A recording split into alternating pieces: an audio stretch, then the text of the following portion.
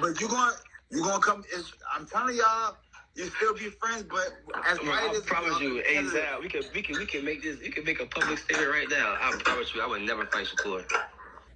Ladies and gentlemen, members of the jury, members of the Roll the Tape film crew.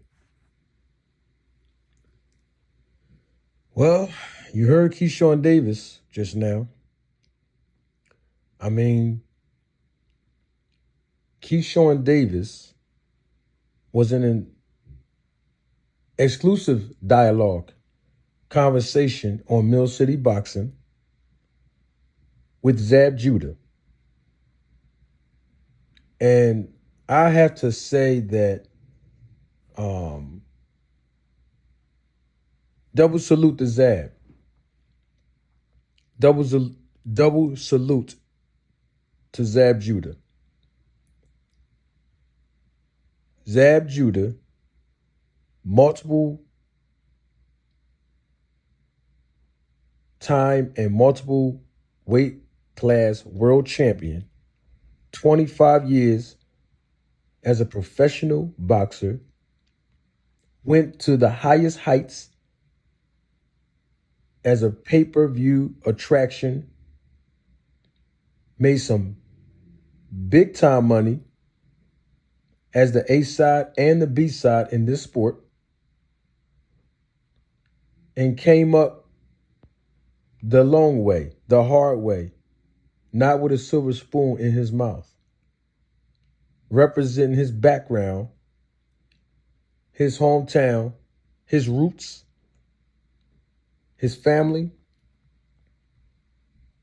and always giving game and knowledge and wisdom to the professional boxers coming up. And I watched Zab Judah give knowledge to up-and-coming fighters at different boxing events and shows that I personally was at, and I watched Zab Judah do that behind the scenes. So double salute to Zab. And Zab was trying to give and impart wisdom to Keyshawn Davis about the business of boxing and what happens in the business of boxing when two fighters may be friends or may be cordial with one another or may be cool with each other, having the opportunity to not only just secure a legacy in the sport, but most importantly, earn a sustainable and substantial living in this business by fighting and competing against each other at the highest level and being able to take care and provide for their families. And because Shakur Stevenson at this point right now is undefeated, had great experiences, has done big numbers at the Prudential Center in his hometown, and Keyshawn Davis being undefeated, up and coming, he did pretty fairly well in his hometown in his last fight. And he's calling out Tank Davis. So he basically believes that his talent level is prepared to compete and even win against Tank. So, of course, it's a natural indication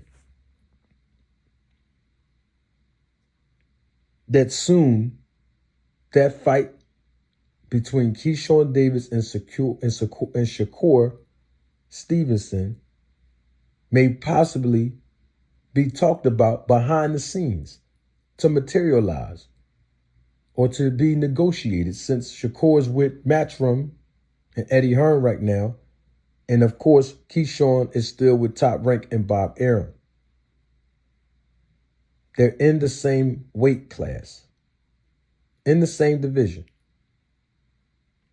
But Keyshawn Davis, on record, his words not mine, that he will never fight Shakur.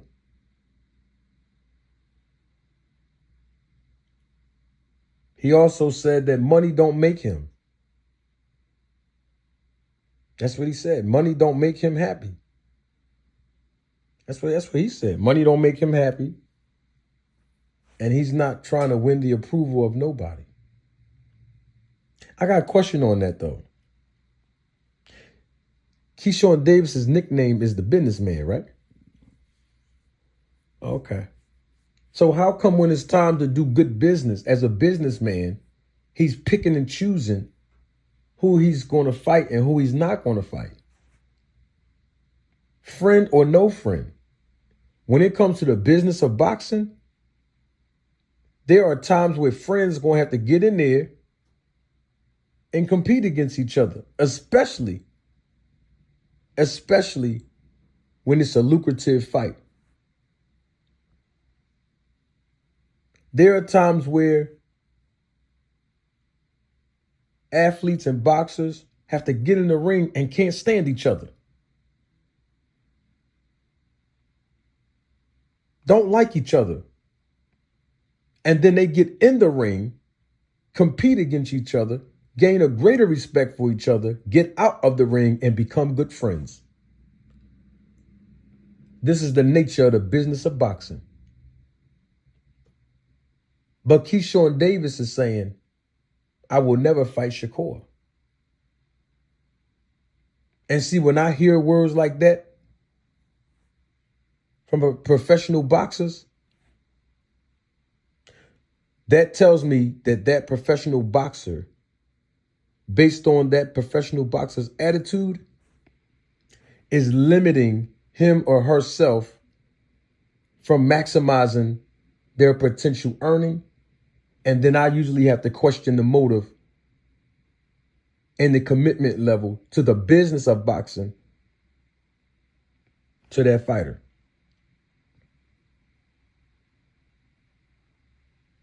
The question I would have for a fighter like a Keyshawn Davis with that attitude, what is your motivation in this business? I know motivation in the sport of boxing could be winning a world title, securing legacy, gaining a large fan base, wanting people to know who you are, to be famous,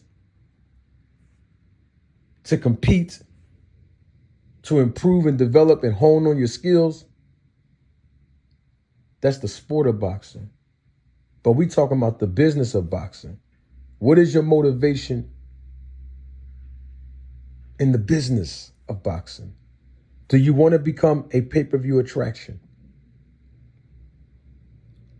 Do you want to increase and maximize your earning potential? Do you want to put your family in a position to be able to enjoy retirement and not be in your 30s, 40s, and 50s, and I'm saying late 30s, 40s and 50s, still fighting, still competing at a very high level, where the risk is greater and greater and greater every year, where your chin gets softer and softer and softer every year, when your legs get weaker, weaker and weaker every year that you get older?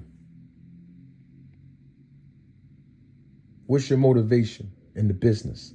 Because if your answer as a young fighter is yes to all three of those questions, then you don't have the luxury to say you will never fight Shakur Stevenson. Especially as long as you in or around the same division. Might not fight him this year, but 2 years down the line, that fight might happen. And making a public statement like this, I'll never fight Shakur, he's my brother, that can rub the business people, you know, the ones with the suits, dresses, and boots, might rub them the wrong way. Now the manager and the promoter have to curtail around Shakur, even though they can maximize their earning potential as a business, because the fighter that they're representing is saying, I'll never fight Shakur Stevenson. So now how is that going to fare to the promoters and the managers who's making an investment in a young fighter like a Keyshawn Davis? all the money that the manager, the promoters are investing to build this young fighter up, to put him on a nationally syndicated global platform like an ESPN and give him that exposure.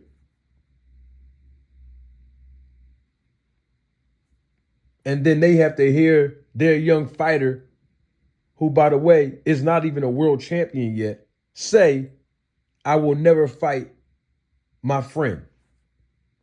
Shakur Stevenson and Keyshawn Davis are not brothers. In real life, Keyshawn Davis's real brother was on the undercard of Keyshawn Davis's last fight. That's his real brother. I can see him saying, I never fight my real brother. I can see him saying, I never fight my real brother for no money. I can see Jermell and Jamar Charlo saying, I never fight my real brother for no amount of money. I can understand Vladimir and Vitaly Klitschko back in the day say, I never fight my brother, my real brother, for no money. Y'all see where I'm going with this? Oh, okay. So let's keep this all the way real. Keyshawn Davis is saying he'll never fight Shakur Stevenson. As a businessman, that rubbed me the wrong way. I didn't like hearing that from a young fighter, up and coming, who's not even a world champion. Making a statement like that doesn't look good for Keyshawn Davis. I'm talking about the business of boxing, y'all. Doesn't sound good coming from Keyshawn Davis at all. And it's not about gaining the approval of others. It's not about money don't make me happy. That has nothing to do with it. You're the businessman, right, Keyshawn? Oh, okay, but you're the businessman, right? You can't pick and choose who you want to fight. Number one, you ain't in the position to, Keyshawn, from a business standpoint. Especially still locked into an exclusive contract with Top Rank, who owns your exclusive rights. You're not even in a position to say that. And number two, you should never put yourself in a position to limit your earning potential in this business. You know how hard it is to be on your own in this business without representation? So having a security blanket of good representation, like a Top Rank and Bob Arum, with one of the best matchmakers in the business, Brad Goodman. And y'all heard me say his name on this platform 1,000 times. You don't have the luxury to say that. You will never fight your friend, because Shakur Stevenson and Keyshawn, they're friends. They're not real brothers. That might sound good. Might make Keyshawn Davis feel good. But for us that's in this business, that knows this business, it ain't going to look good. And that's the perspective I'm coming from. Keyshawn Davis have not done enough in the sport of boxing to pick and choose who he wants to and who he will not fight.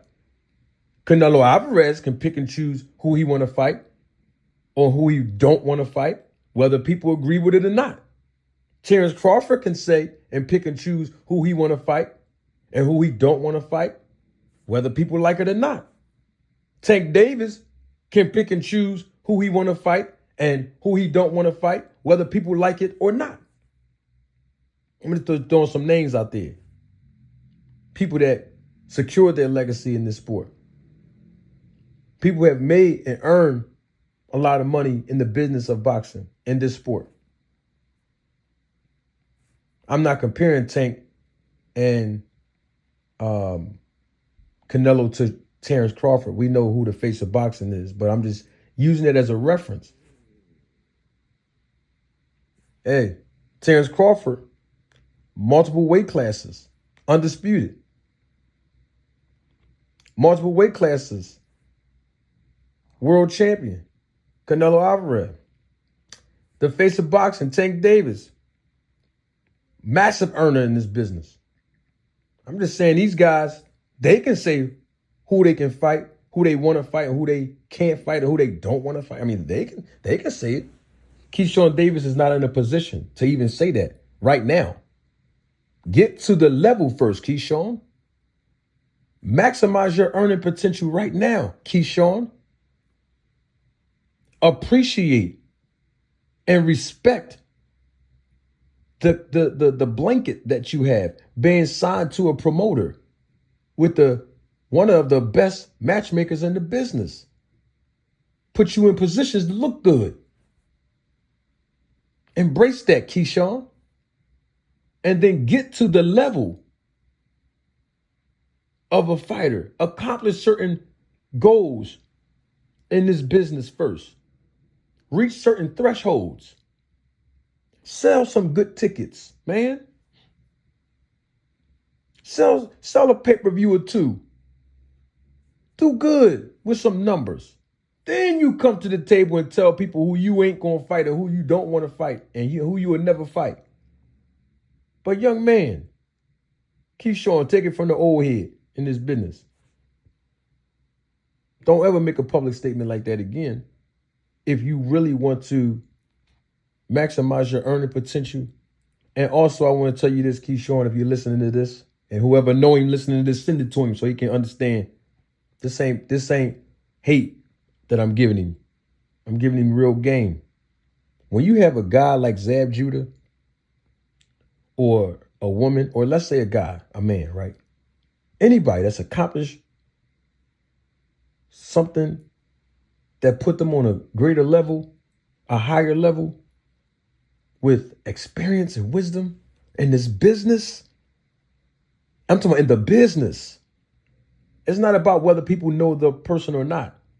If they accomplished the goal that made them successful in this business as a manager, as a promoter, as a former fighter, as a current fighter, you might not agree with everything they say, Keyshawn, but you have to learn, young man. Listen to the old head now. Listen to me.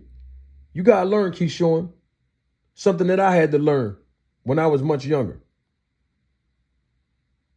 You got to learn how to chew the meat and spit out the bones. I'll teach you what that means later on. But right now, you don't have to agree with anything and everything that they say. But if something in what they're saying is something that you can apply to your life that make you successful, embrace it. You had 25 years of a wealth of wisdom in this business, FaceTiming you on Mill City. I'm talking about Zab Judah. And your attitude didn't match your gratitude, bro. It didn't look good for you. It didn't sound good. Might have made you feel good. Embrace what Zab was teaching you about this business, because it happened to Zab on numerous occasions. I'm going to give you a fight where it happened to Zab at. Mayweather and Zab were cool.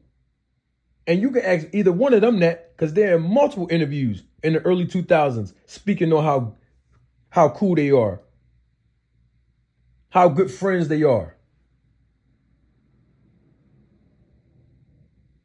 how Zab be around Mayweather kids, how Floyd be over Zab Gym, how Zab be over Floyd Gym. Just early 2000s they was talking about this, late 90s. But guess what? Business had to be done. Good business had to be done. And they had to put themselves and their families in a position to earn a sustainable living and be secure. Listen to Zab. They made an agreement, him and Floyd, and they got in that ring and got it on. Now, of course, a year or two later, when all that situation happened in the ring during the fight, when that died down, they became cool again. This is a business. And Keyshawn, your nickname is the businessman. Businessmen don't turn down good opportunities. fighting the Shakur Stevenson is a good opportunity. You might not have to fight him today. Might not be a good look for you today. But later on down the line, you might have to fight Shakur. So to say, I will never fight Shakur, you already closing that lane up. What happens if Shakur surpassed Tank Davis? Let's say Tank Davis retire in 2 years. Let's say a year when he said he was anyway. And then all of a sudden, Shakur Stevenson becomes the cash cow, the face of boxing. What you think? You think Shakur going? What you think Shakur going to keep handing you money to help you out? If God forbid next year you don't look and do so good in your career, 2 years down the line you don't look so good and do so good in your career, that could be a good opportunity for your friend, your brother, Shakur Stevenson, to say, Keyshawn, I see you hurting right now. I know 3 years ago you said you wasn't going to never fight me. But you know what? I'm going to help you put your family in a position to become rich, to take care of your family, generational wealth to your children, to your family, your brother or your brothers, your parents. Put y'all in a different atmosphere. Because once you get it, guess what? You can bring your family through. You bring your brothers up. I'm going to give you that opportunity now because we friends like that. Because I love you. You my brother. Come on, let's get in this ring together, man. No, we ain't going to do no pity pat shots either. Now, I ain't going to try to knock you out. But if you try to knock me out, it's boxing. But at the end of the day, if you hurt, I got to take you out of here. If I'm hurt, you got to go ahead and take me out. But just to get in the ring, yo, man, let's sign this paperwork, man. Let's make some money, man. It's business. See, young man, you got to learn how to separate business from personal. When you say, I'll never fight Shakur, you took that personal. You're the businessman, right, Keyshawn? Isn't Keyshawn Davis the businessman? Okay, then. That's rule number 1 in business, Keyshawn Davis. Somebody go tell him what I said. Don't say I'm hating on him. I'm a businessman too. That's why I'm trying to drop some Jews on a young man. That's rule number 1 in business. Don't take business personal. Separate. Learn how to separate business from personal. That's rule number 1 in business. You got to learn how to separate business from personal. And even got to understand when and when not to do business with family. But guess what? Shakur Stevenson and Keyshawn Davis, they are not family. I'm talking about bloodline family. They can be family through a friendship. They can be closer as a friend than their own family members, and that happens, and that's natural in life. But in the business of boxing, y'all ain't that close. Honestly speaking, y'all not that close to turn down millions of dollars that both of you guys can make and earn to put your families in a better position, put your business in a better position, put your leverage in a better position. Y'all ain't that close. Young man, take it. Take the knowledge and wisdom, man. Because Keyshawn, you in a position to gain this wisdom and knowledge that Zab was giving you. Even if you don't take what I'm saying, listen to what the champ told you. Embrace what Zab Judah was telling you, man. I didn't hear humility when Keyshawn Davis was listening and talking to Zab. I didn't hear it. And I didn't like what I was hearing as a businessman. You know what? I'm doing way too much talking. Don't take my word for it. Roll the tape.